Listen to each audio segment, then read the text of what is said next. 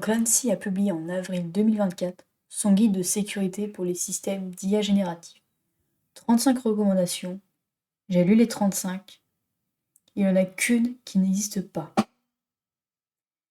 La recommandation numéro 36, prouver que les LLM oubliés. Nous allons chercher ensemble pourquoi elle n'est pas dans le texte. Est-ce que ça signifie concrètement pour les 250 000 agents de l'État français qui utilisent Albert? Donc Albert, c'est le nom de l'outil d'IA générative déployé donc, par la DINUM, donc la Direction interministérielle du numérique pour les agents de l'État français.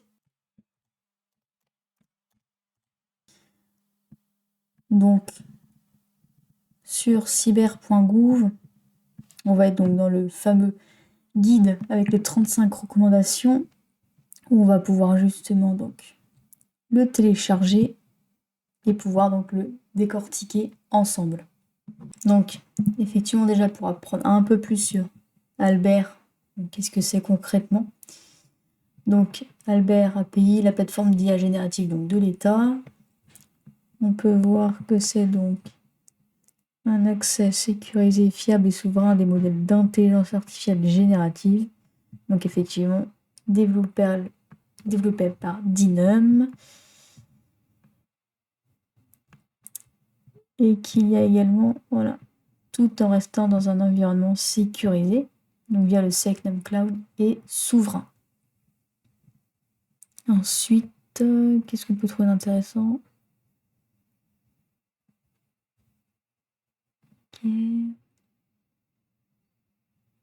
Ok, bon, globalement, ce qu'il fallait retenir.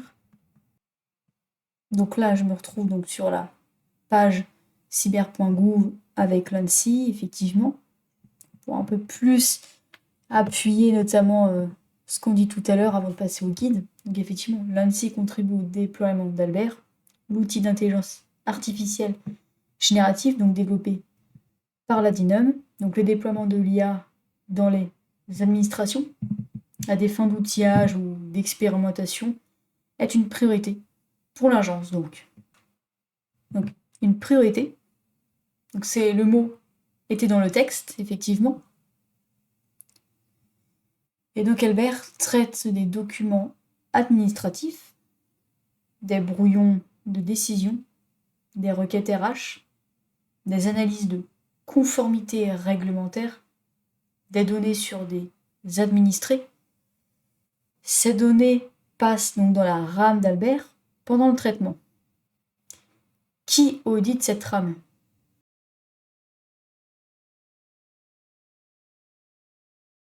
Donc 35 minutes, 5 axes, donc même méthode que l'épisode 1.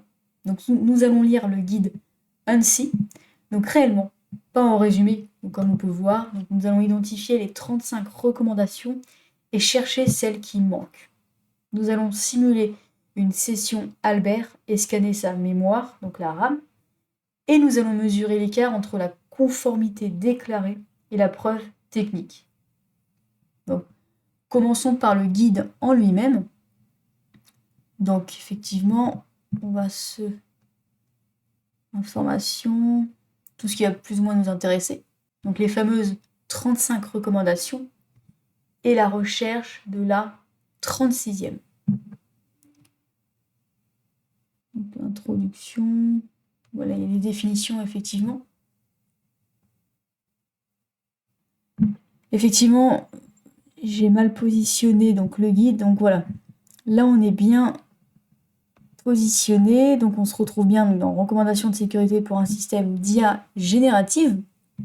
Donc il faut savoir donc que ce document, c'est la référence française en matière de sécurité donc des systèmes d'IA générative.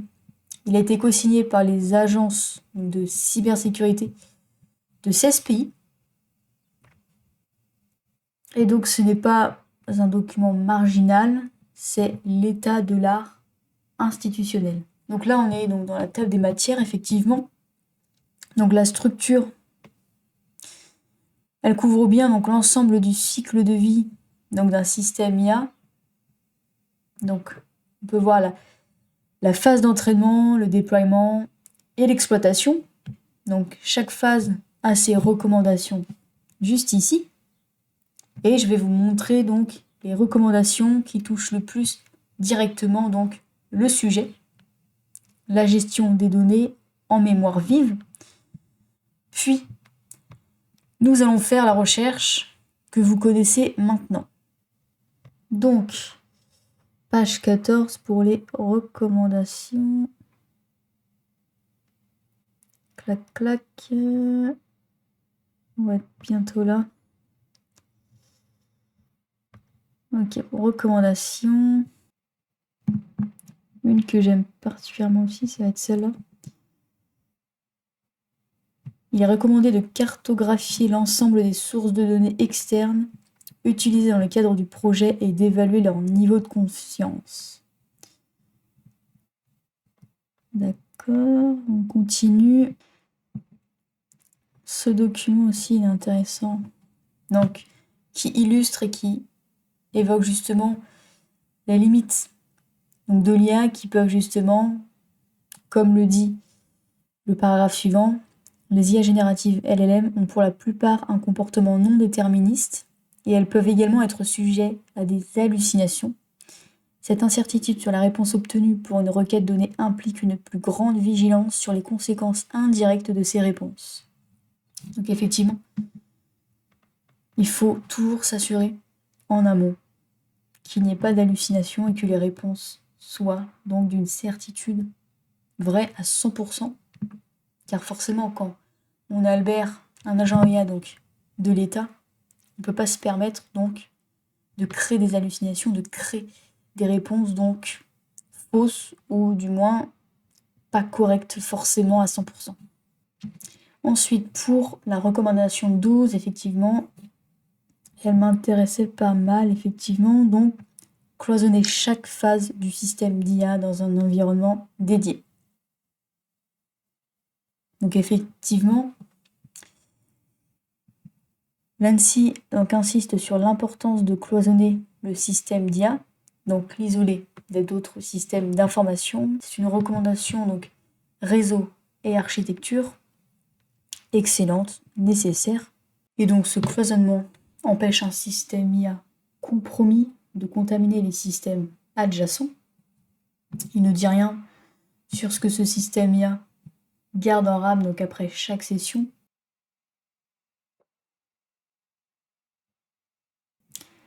Donc il y a aussi qui va nous être très utile. Donc ça va être recommandation sur la journalisation. Donc effectivement, journaliser l'ensemble des traitements réalisés au sein du système IA. Donc effectivement, journaliser. Donc cela signifie enregistrer qui accède au système, quand, avec quelle requête. Donc c'est la traçabilité des entrées et des sorties. La journalisation couvre ce qui entre dans le LLM. Elle couvre ce qui en sort. Elle ne couvre pas ce qui reste dans la RAM entre ces deux moments. Donc ce sont deux couches différentes. La journalisation est au niveau applicatif, la mémoire volatile est au niveau système.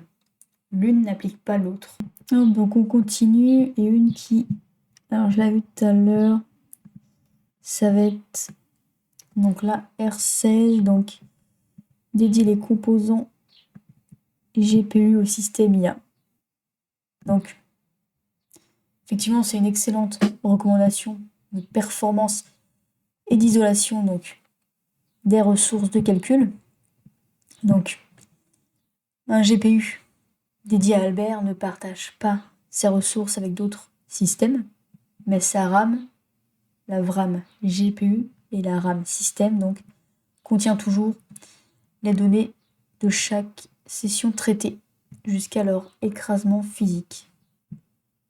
Et donc, maintenant, passons à la recherche. Donc, on va faire la recherche, donc CTRL F, où on va prouver effectivement que certaines données, certaines informations ne sont pas comprises dedans. Donc, pour la première, mémoire volatile, et nous avons donc 0.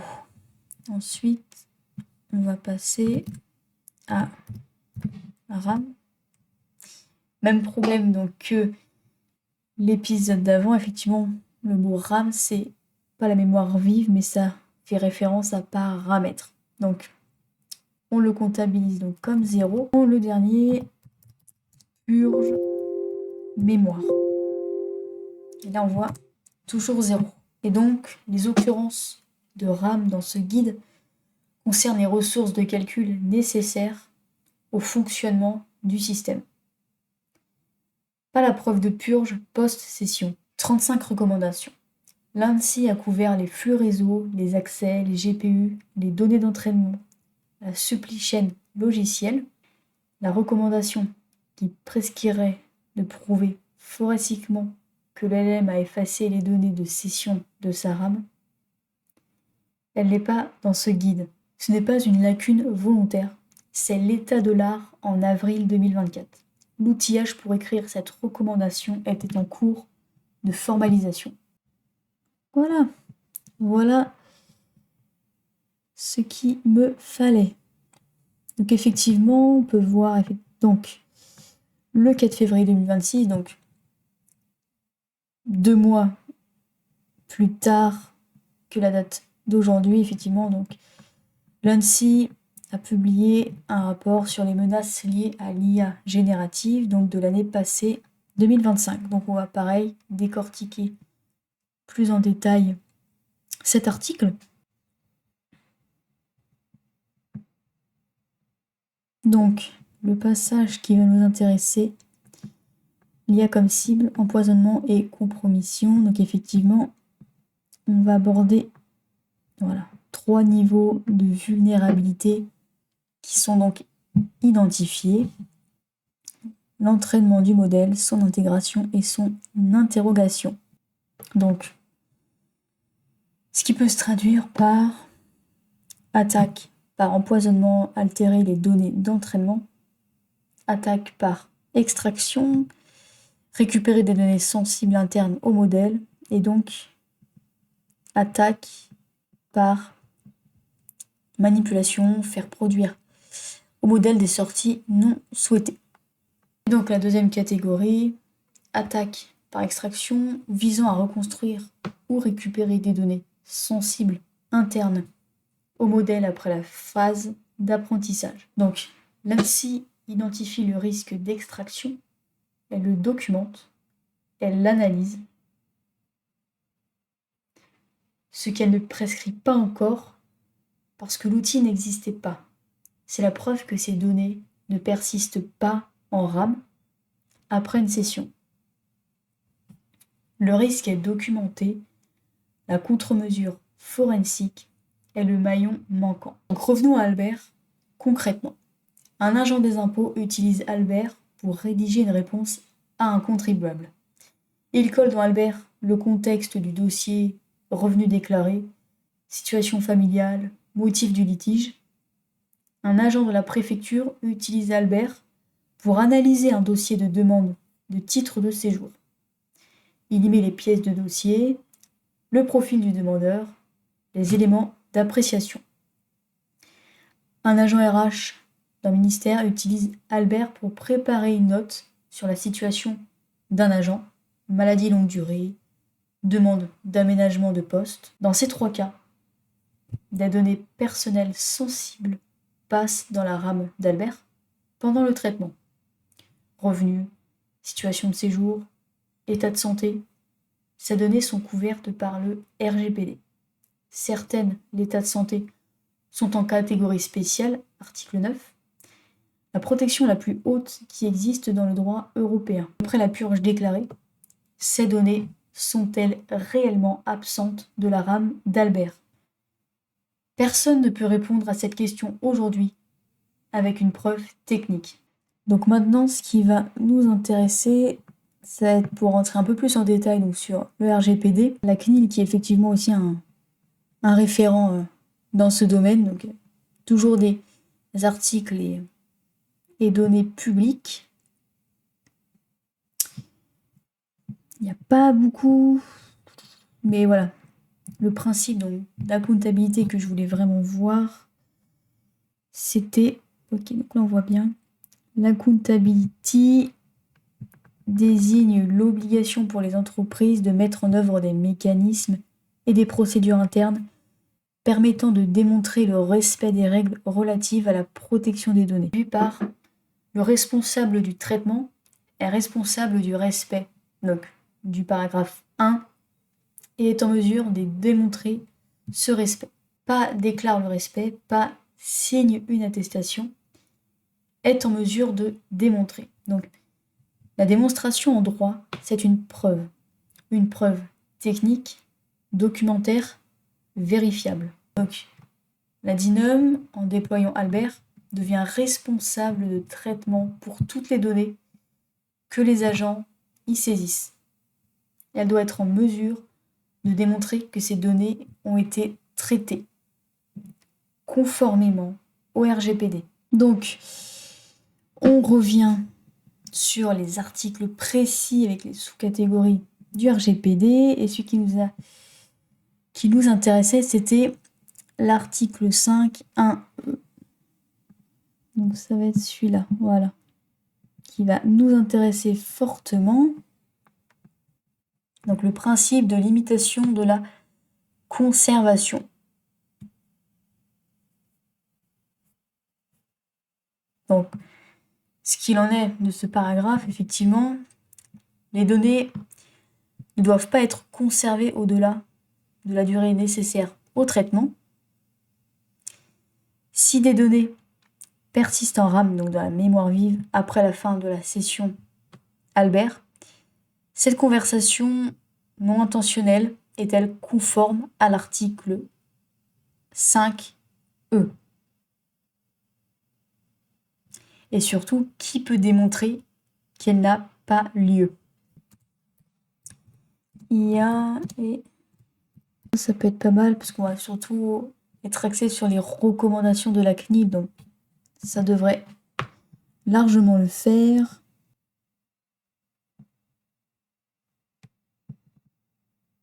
Effectivement, après quelques recherches, je suis tombée sur l'étape donc informer les personnes avec le principe donc qui va nous intéresser, et globalement en fait c'est que lorsque des données personnelles servent à l'entraînement d'un modèle d'IA et sont potentiellement mémorisées par celui-ci, les personnes donc concernées doivent être informées. Ça c'est vraiment l'objectif principal, et donc potentiellement mémorisées par celui-ci. La CNIL reconnaît explicitement que les modèles IA mémorisent des données.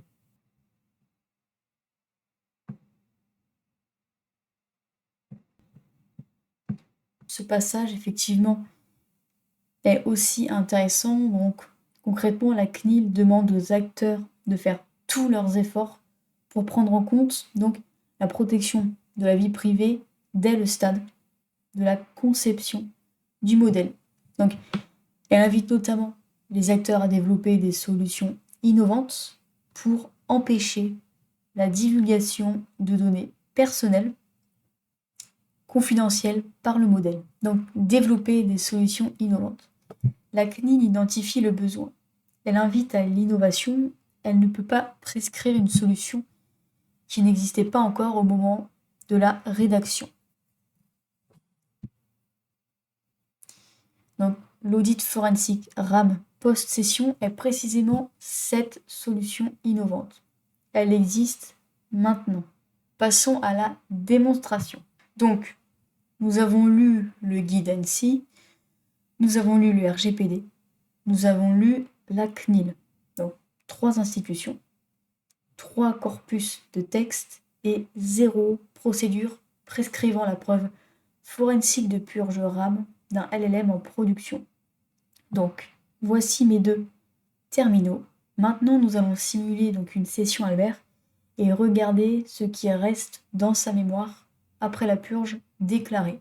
Les données sont fictives bien évidemment, le comportement de la mémoire, lui, est réel. Dans le terminal 1, donc un processus Python qui va simuler un agent de l'État, utilisant Albert. Donc il saisit des données sur un administrateur fictif, donc Albert traite, la session se ferme, la purge est déclarée. Et donc après, dans le terminal 2 à droite, le scan Forensic Scanalysis de la mémoire, donc du processus segment par segment et qui va rechercher les résidus. Donc pour le premier terminal à gauche, on va justement voir avant de lancer le scan quelles sont les données fictives qu'il y a dedans. Donc effectivement, je vais ouvrir le dossier pour que vous puissiez voir les données qu'il y a autour.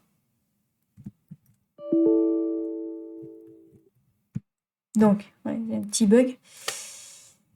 4 slash démo.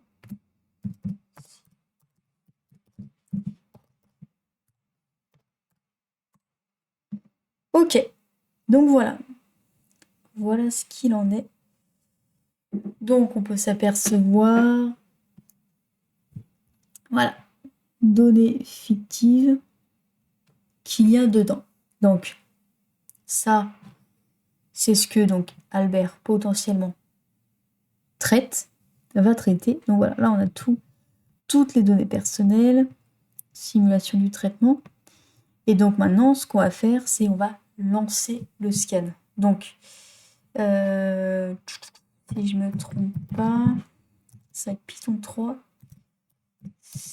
simulation /llm.py, si je me trompe pas. Ok, parfait. Donc, également, on peut voir que le scan s'est lancé, l'agent connecté, réception du dossier, traitement Albert en cours, synthèse générée, clac, session fermée. Et là, les logs disent RAM propre, session terminée. Donc, pour les logs, ils affirment donc que dans la mémoire vive, il n'y a plus aucun résidu de données, qu'elle est vide.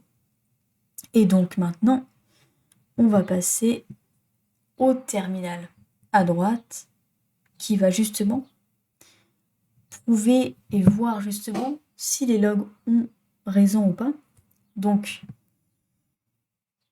le but, tout simplement, c'est de montrer que la preuve d'un audit RAM forensique va là où les logs ne peuvent pas forcément y aller et donc, concrètement, peuvent potentiellement se tromper. Donc, pareil, si je ne me trompe pas, c'est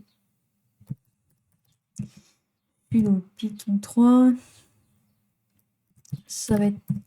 Il me semble que c'est ça. Ah, le petit mot de passe. Ok. Et là,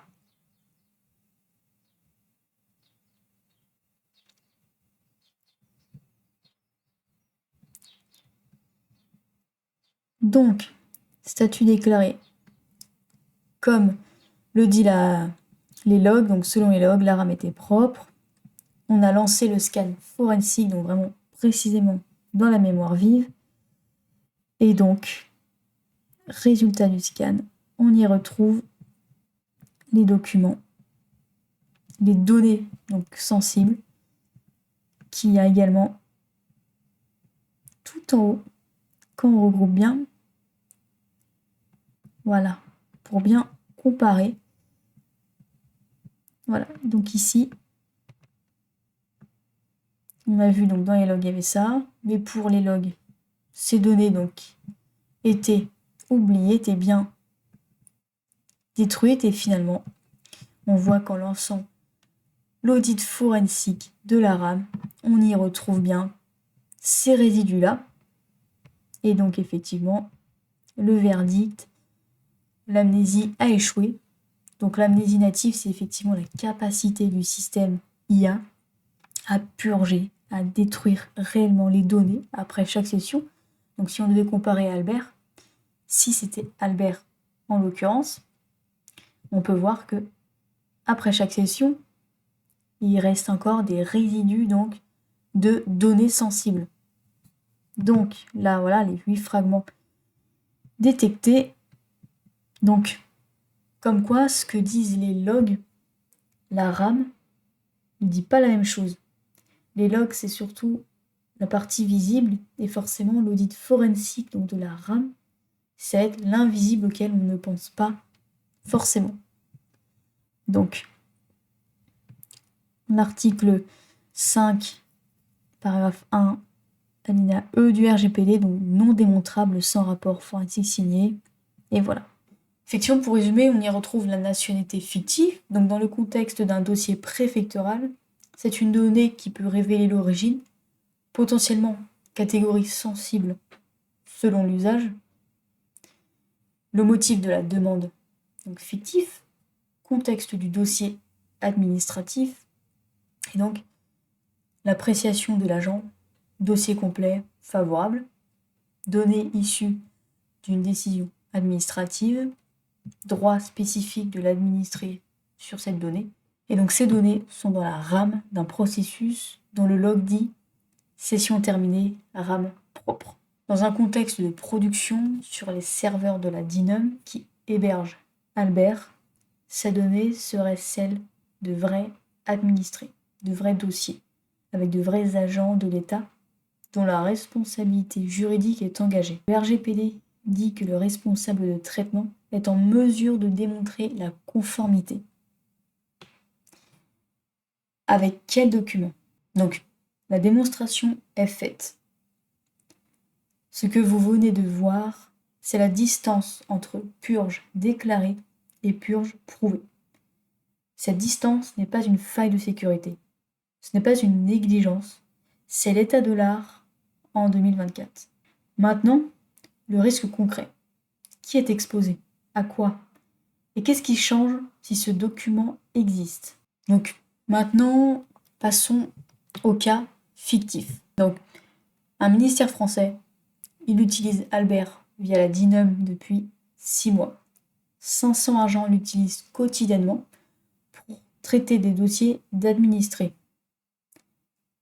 Un incident de sécurité survient sur l'infrastructure hébergeant Albert. Nature de l'incident, non déterminée. Des données d'administrés apparaissent dans un contexte non autorisé. La CNIL ouvre une enquête. Question que pose l'enquêteur CNIL au DPO du ministère. Pouvez-vous démontrer que les données des administrés traités par Albert ont été effacées de la mémoire du système après chaque session de traitement? Qu'est-ce que le DPO peut produire comme réponse? Voici les éléments de réponse disponibles aujourd'hui. Donc, on va insérer un tableau donc avec ce qui existe versus ce qui n'existe pas. Donc 2 colonnes. Donc titre. Voilà, on va faire hop. Ok.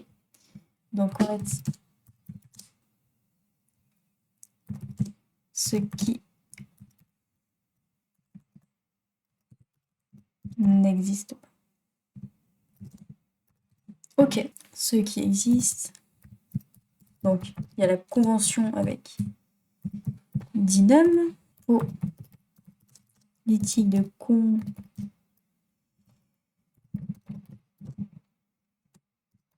politique de confidentialité Albert. Ensuite, on a vu donc log de session, entrée-sortie.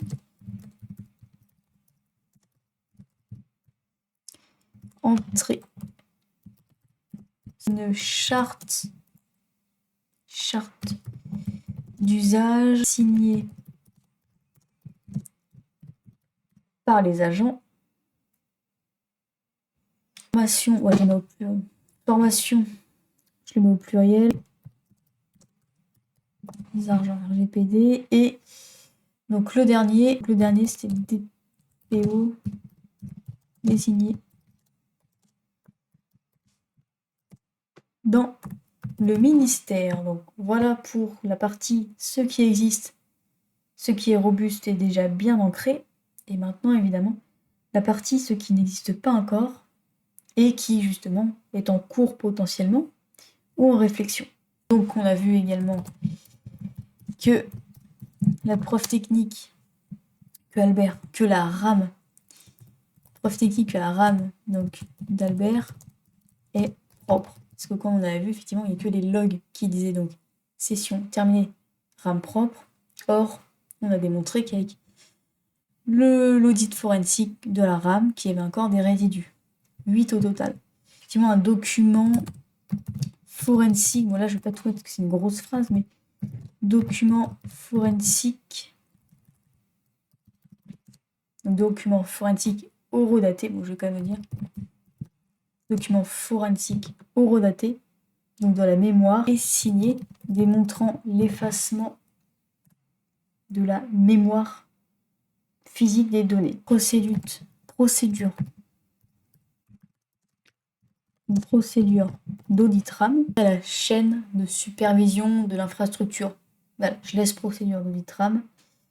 Donc voilà, pour le petit tableau, pour donc récapituler et mettre en avant, mettre en visuel tout ce qu'on a pu dire depuis le début de la vidéo. Et donc, tous les éléments de la colonne de gauche sont nécessaires. Aucun ne répond à la question de l'enquêteur CNIL parce que cette question n'avait pas encore de réponse technique formalisée. Elle en a une maintenant. Donc, 2 points sur la responsabilité parce qu'ils sont souvent méconnus dans le secteur public. Premier point. Les sanctions CNIL s'appliquent aux administrations publiques. RGPD, article 83, 10 millions d'euros ou 2% du budget de traitement concerné, le montant le plus élevé étant retenu. Ce n'est pas une amende théorique. En janvier 2026, la CNIL a prononcé une sanction de 5 millions d'euros contre France Travail pour des manquements à la sécurité. France Travail est un organisme public. Deuxième point, l'AIACT, dont les obligations pour les systèmes à haut risque entrent en application progressivement jusqu'en août 2026, prévoit une responsabilité spécifique pour les déployeurs de systèmes IA. Un LLM utilisé pour traiter des dossiers d'administrés, titre de séjour, aide sociale, contentieux fiscal, est un système à haut risque au sens de l'AIACT.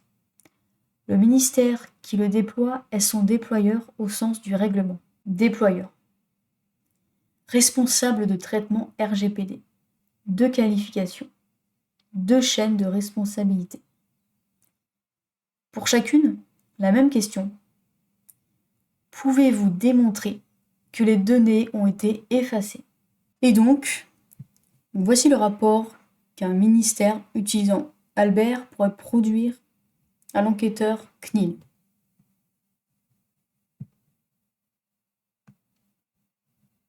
Donc, 32 pages pour chaque session de maintenance de l'infrastructure Albert ou pour des audits périodiques de la RAM du système. Un rapport documentant l'état réel donc de la mémoire. Verdict binaire, effectivement. Les 8 jetons canaries injectés avant la purge sont soit présents, soit absents. Donc la mémoire est propre jusqu'à l'octet si c'est amnésie confirmée. Il n'y a aucun résidu donc mesurable. Mais à l'inverse, comme on peut voir, l'amnésie a échoué, donc au moins un jeton persiste, localisation documentée, nature du résidu identifié. Et donc on peut finir par... Donc on va zoomer sur le sceau de confiance. Donc le chat 256, donc signature RSA PSS qu'on peut voir juste ici. Voilà. Ce document répond directement à la question de l'enquêteur CNIL, qui était: pouvez-vous démontrer que les données ont été effacées? Oui. Voici le document, la date, la signature, le verdict qu'on retrouve ici. Donc, c'est la pièce que le DPO du ministère fictif n'avait pas. Elle peut exister maintenant. L'ANSSI a publié 35 recommandations pour sécuriser un système d'IA générative. Et donc la recommandation 36, prouver que le LLM a oublié les données de session après traitement. Elle n'existe pas encore dans les textes. L'outil pour l'écrire existe maintenant. 35 recommandations ANSSI. Excellentes, nécessaires, insuffisantes sur ce point précis. La recommandation 36 n'est pas dans le guide d'avril 2024, Elle ne pouvait pas y être. L'outil pour la mettre en œuvre était en cours de développement. Ce n'est pas un reproche à l'ANSSI, c'est une observation sur le moment où nous sommes. Les textes évoluent par la jurisprudence et par les incidents. Les standards évoluent par les outils qui les rendent possibles. Si vous êtes DPO, RSSI ou DSI dans une administration utilisant Albert et que vous voulez regarder concrètement ce que cet audit apporte à votre chaîne de conformité, le lien de contact est dans la description. Pas de présentation commerciale, une conversation technique sur votre cas spécifique. Les sources sont dans la description, le guide ANSSI est téléchargeable sur cyber.gouv.fr, le RGPD est sur URL Lex, la recommandation CNIL est sur CNIL.fr, tout est vérifiable depuis chez vous. Le prochain épisode, ça va être l'épisode 3, Santé et IA, votre dossier médical à tourner dans un LLM, 15 millions de dossiers patients, CGDIM, la CNIL, et la question que personne ne pose encore. Le H ne ment pas.